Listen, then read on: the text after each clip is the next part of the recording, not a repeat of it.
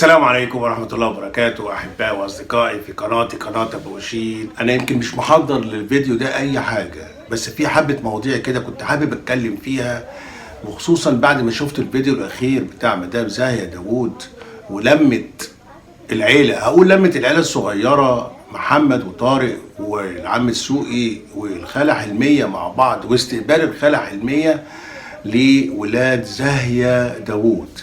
وهتكلم كمان عن تفاحة وحش الكون والقناة اللي اتقفلت ومصيرها، مع انها من القنوات المميزة. وكلمتين لزاهية داوود صغيرين اتمنى انها تسمعهم، وكلمتين لحمادة داوود برضو صغننين اتمنى ان هو يسمعهم ويحاول بقدر الامكان ان هو يعمل بيهم.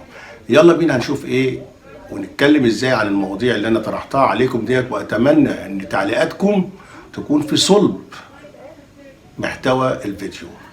فعلا هم أسرة مع بعضهم، اختلفوا مع بعض هيرجعوا لبعض، بعدوا عن بعض مسافات طويلة برضه هيرجعوا لبعض، لأن هم فعلا عايشين أسرة مع بعضهم. والفيديو بتاع النهاردة اللي احنا شفناه واللي الناس كلها شافته واللي أتمنى إن هو يوصل لمستوى الترند هو وجود محمد وحسام ويوسف في بيت الخالة حلمية مع الحاج دسوقي. والاستقبال كان أكتر من رائع. الاستقبال من الخالة حلمية والحاج دسوقي كان فوق الممتاز، كان كله حب وفرحة من القلب. فعلا الأسرة دي كانت محتاجة رحلة العمر ديت اللي جمعت الإخوات، اللي جمعت الأحبة، اللي جمعت الأصدقاء، اللي جمعت ولاد الإخوات مع بعض. بيت مين؟ بيت الخالة حلمية. وكلام محمد كله باتزان وكله بعقلانية، وتصرفاتهم بسم الله ما شاء الله. ربنا يزيدهم من نعيمه وربنا يجمعهم دايما على خير. وإن شاء الله الحفلة الكبيرة لما ترجع أم مصطفى وزاهية داوود ويتجمعوا برضه في بيت الخالة حلمية مع الحاج دسوقي، ويكمل القعدة الحاج عبد المجيد. أتمنى من العيلة ديت إن هي ترجع، وزي ما قلنا لكم قبل كده الداخل بين الاخوات خارج. عايزين نفكر بعض القنوات وعايزين نفكر بعض المتابعين اللي كانوا دايما بيحرضوا الاختين على التفرقه بينهم، ودلوقتي يا ترى هل كلامكم نفع؟ الفرصه لسه قدامك والفرصه لسه قدامك. لو كنت قلت كلمة سيئة في حق الأختين دول وحاولت إنك أنت تفرق بينهم أو تفرقي بينهم، حاول إنك أنت ترجعي إلى الله وترجعي إلى صوابك وترجعي إلى عقلك وتفكري بعقل. إيه الفايدة اللي هتعود عليا لو أنا حبيت إن أنا أفرق بين أختين؟ إيه المنفعة اللي هتنفعني في آخرتي لو أنا حبيت أفرق بين الأختين؟ كل دوت لازم كل إنسان يقعد ويراجع نفسه ويحاسب نفسه على اي كلمة قالها في حق الاختين دول وفي حق عيلة آل داوود بالكامل. حتى لو هم سمحوا لينا بحاجة زي كده، مفروض احنا نعتذر لنفسنا ان احنا اسأنا للناس ديت، نعتذر لنفسنا ان احنا اسأنا لانفسنا قبل ما نسيء ليهم هم. وديكوا شفتوا همت بسم الله ما شاء الله. اللمة حلوة، اللمة عزوة، اللمة جميلة. حاولوا انكم انتوا تجمعوهم مرة تانية. لو انت بتحب زاهية او انت بتحب حلمية وحابب الاختين دول يكونوا مع بعض، من النهاردة فكر ما تقولش كلمة تسيء ليهم او لأي اخت منهم او لأي اخ فيهم او لعيلة داوود بالكامل. لو انت بتحترم عيلة داوود وحابب ان هم يكونوا مع بعض على طول، ابتعدوا عنهم وشوفوا هم هيعملوا ايه. ان شاء الله مش هيتفرقوا تاني. الموضوع التاني اللي حابب اتكلم فيه هي قناة تفاحة وحش الكون. بسم الله ما شاء الله القناة ديت يعني نقدها نقد ساخر ومحبوب لكل الناس. طبعا القناة بتاعتها اتأذت، ولكن عبد الله ابن الكويت انا سمعت ان هو عوضها بقناة تانية فيها متابعين كتار وفيها ارباح، وان شاء الله ربنا يرجعها لينا تاني بطريقة نقدها الساخرة اللذيذة المقبولة على القلب.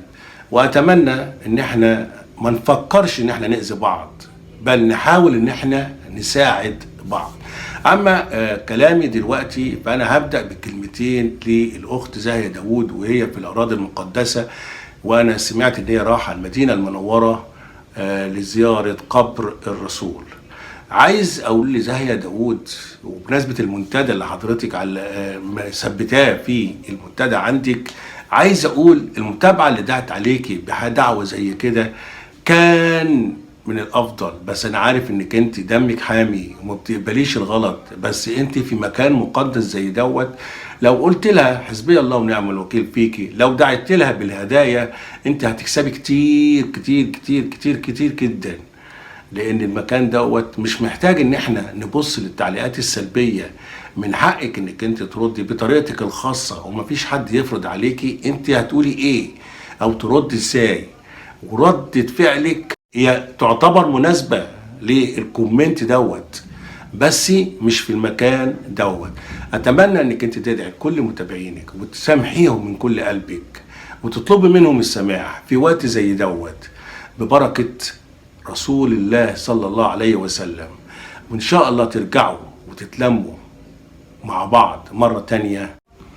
وصدقوني مفيش احلى من كده مناسبة تقدروا انك انتوا تجمعوا بعض فيها، وتقدروا انك انتوا تتلموا، وهي عودتهم بالسلامة. عودتهم بالسلامة من السعودية، ويكون في استقبالهم عيلة داوود بالكامل. كلمتين صغيرين للأخ حمادة داوود. الأم مهما تكون قاسية على أولادها فهي في الأول وفي الآخر أم. الأم مهما تكون قاسية على أولادها في الآخر مش هنقدر إن إحنا نهملها أو نتجاهلها أو نتناساها أبدا أبدا أبدا مهما حصل. لأن في الأول وفي الآخر عندنا زوجة وعندنا أولاد، وكل واحد فينا بيتمنى إن أولاده ما يطلعوش زينا، يطلعوا أحسن مننا في أفعالهم وفي تصرفاتهم، حتى في علمهم، حتى في مستواهم المادي ومستواهم الاجتماعي. ده اللي كل واحد فينا بيتمناه لأولاده. فهل يا ترى أنت كحمادة داوود بتتمنى من أحمد حمادة داوود إن هو يتعامل مع مدام هناء بنفس الشكل اللي حضرتك بتتعامل مع أم مصطفى بيه، ولا بشكل أفضل؟ أكيد بشكل أفضل. عشان كده أنا طالب منك حاجة واحدة إن شاء الله هتكون سبب رئيسي في لم الأسرة دي مع بعضها. هتاخد الميكروباص بتاعك بالأهل اللي موجودين لاستقبال الست أم مصطفى اللي هي والدتك، والأخت زاهية داوود اللي هي أختك. وصدقني بالعمل دوت انت هتكسب كتير اكتر من اللي بتكسبه دلوقتي. كفاية انك انت هتكسب حسنات في ميزان حسناتك. الكلمة دي مش هتزعلك يا حمادة، بس الكلمة ديت انا عارف انك انت هتطلع ترد بيها عليا. ردك هو فعلك انك انت تقوم بيه وتاخد اهل بيتك اللي موجودين وتروح المطار وقت ما تعرف ان والدتك جاية عشان تستقبلهم، وتكون انت اول واحد من المستقبلين. اتمنى انك انت تفهم النصيحة بتاعتي وتفهم انا عايز اقول ايه. والاسرة خلاص اتلمت، واللي فاضل من عمرنا مش هيجي قد اللي احنا عشناه. وام مصطفى محتاجة لمتكم، محتاجة حنيتكم، محتاجة ان هي تشوفكم كلكم مع بعض قبل ما تقابل رب كريم. والسلام عليكم ورحمة الله وبركاته.